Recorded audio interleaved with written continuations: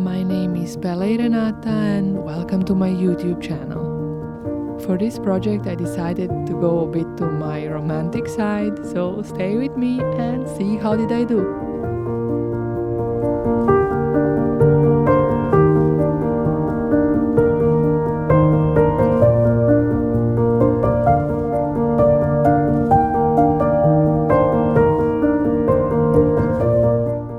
This is a journal which I created quite a while ago when I was still in my bookbinding phase, and as you can see I made only a couple of pages so far, 3 if I remember correctly, so I decided it was time to make a new one.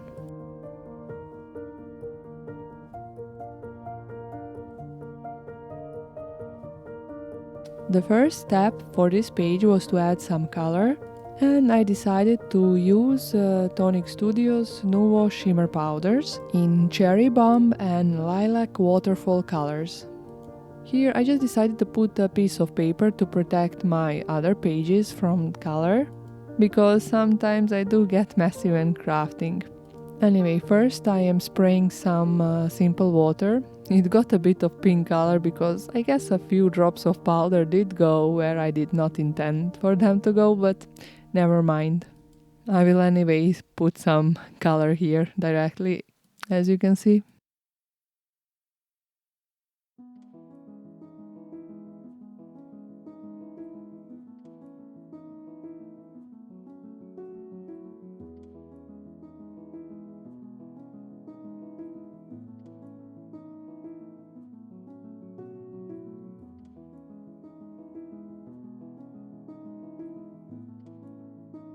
Sometimes when working with powders, you can just put the powder, spray the water and enjoy the explosion of color. But this time I still wanted a bit of control, so that's why I'm using the brush, as I wanted the feeling as if the color is coming from the left side of my page, and I still wanted to have a lot of white space as well. Now I will dry my page a bit before adding a second layer of color.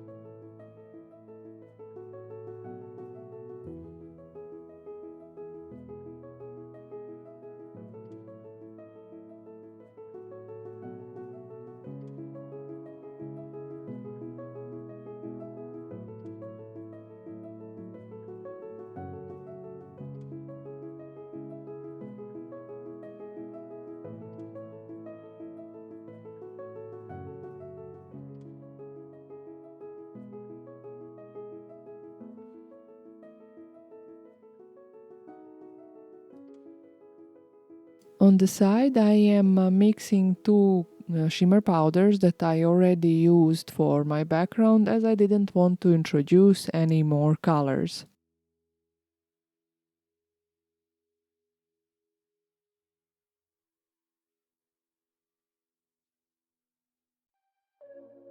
Now the second layer of the paint I wanted to be a little bit different, so I decided to use one of the Joggles foam stamps, and this one is called Cubes. I really like working with foam stamps because they are really easy to clean, easy to maintain, easy to work with, and quite inexpensive. At some point I even made a series of videos where I am testing foam stamps with various mediums to see their performance. So if that is something that might interest you, or perhaps see some of my fun techniques or things to do with foam stamps, please check out these videos, and I will leave the link for you in the description box down below.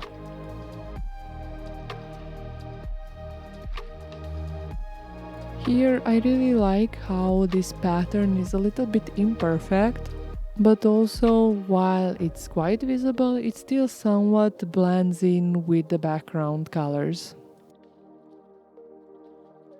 Anyway, I repeated the process until I was happy with the result, and then I just went over it a bit with the heat gun.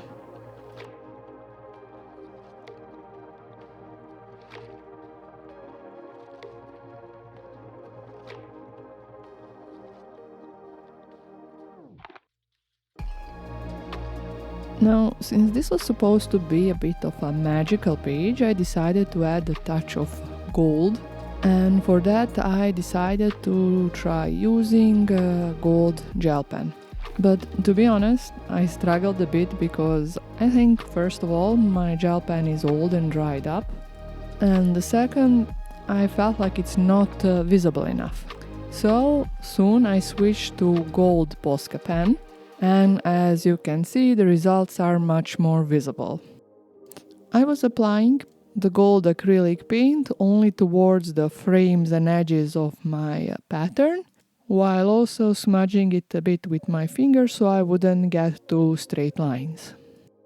Now, surprisingly, I didn't do any gold splatters, but I do think they would have looked nice here. Now time for some more background texture, and I have chosen one of the stencils from Joggles, and through it I will apply the Crafter's Workshop Pearl White Stencil Butter. As usual, if you are interested in any of these supplies, you can find the list of the products in the description box down below. And as I usually tend to do, I just applied the texture paste only over some random areas on the page. And now you can see how it looks when dried. I really like this pearly effect from the stencil butter. But now on to the focal point. My images come from the Craft O'Clock Princess Adventures paper pad. This is one of the older paper pads from older releases, but I really like how feminine, gentle and magical it is. And also one thing that I like about it, that it is double-sided, as you might notice now when I am adhering my elements, so you can always choose to which side do you want your elements to face. For adhering my elements I will use a liquid glue. This particular one is from Art by Marlene Sticky Multi-Glue. And here you can see that I didn't plan my layout completely in advance, so I am still here trying to figure out where to place my elements, while still thinking to leave some nice spot for the sentiment.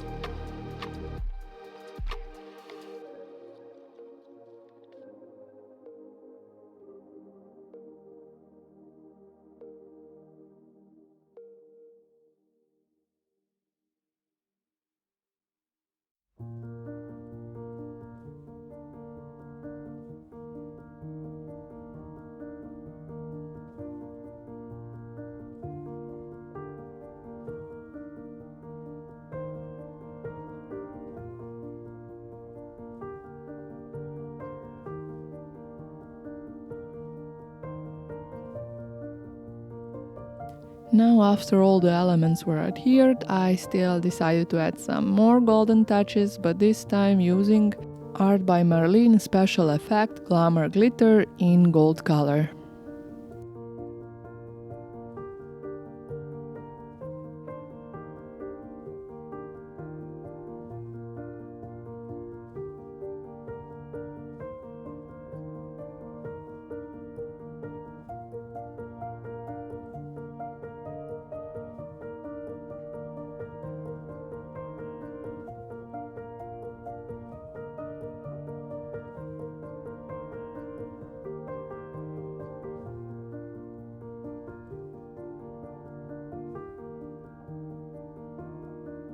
Now last but not the least is adding a sentiment.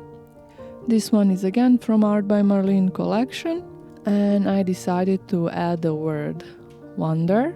But since my images were somewhat propped up against the paper, I didn't like how it sits there, so I decided to adhere it first on a piece of heavyweight paper, as you can see here, so it will add to it some more dimension.